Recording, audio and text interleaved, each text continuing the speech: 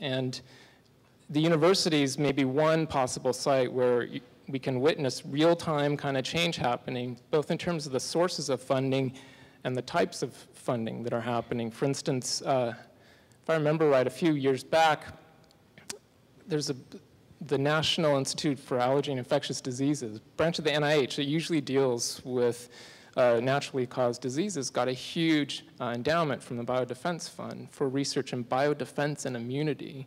Right, and this is a part of the NIH that traditionally had nothing to do with military applications. So, and that money is trickling down into university departments and specific labs and funding specific graduate theses. And so it, you know, I mean, that the change is going to happen on that level, I think, if there's an impact.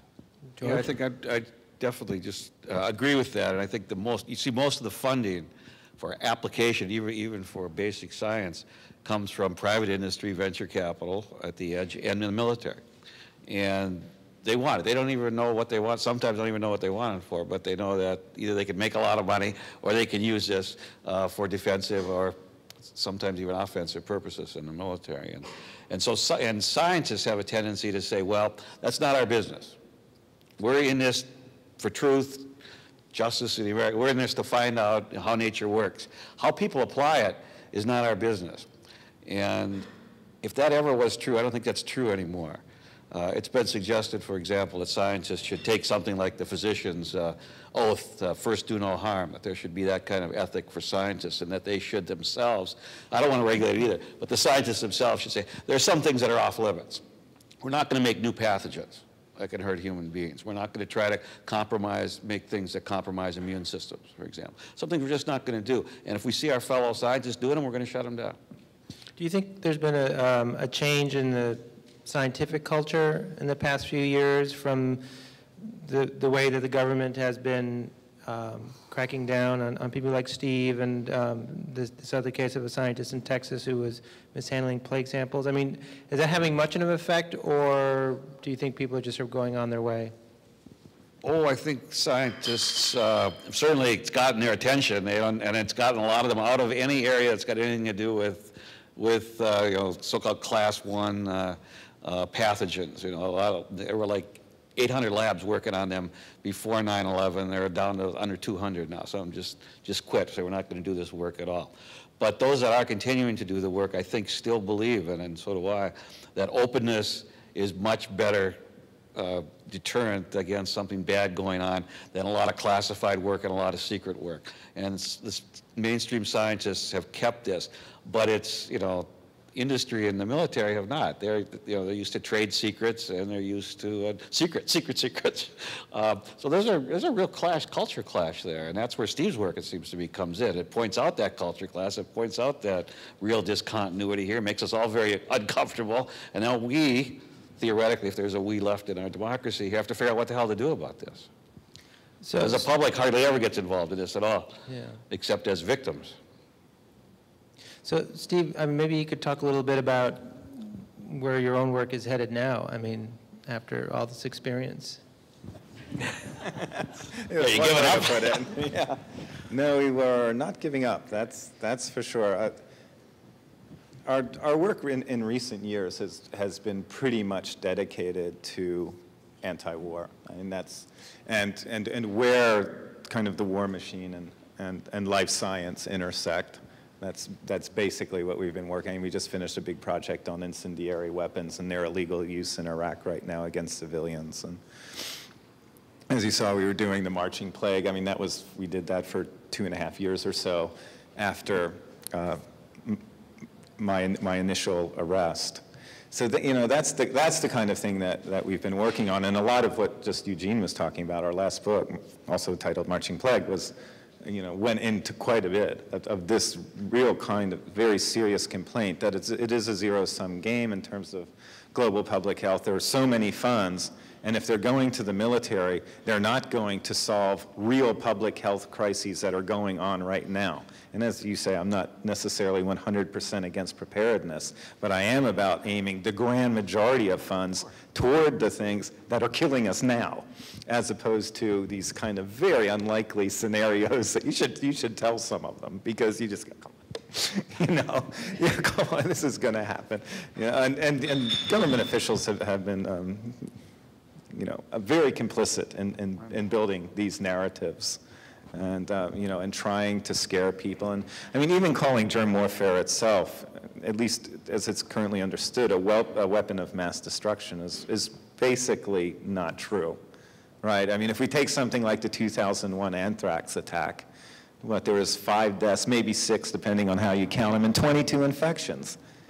You know, I mean, you know, the Virginia Tech guy with a pistol did better, right? You know, you just can't call that a weapon of mass destruction.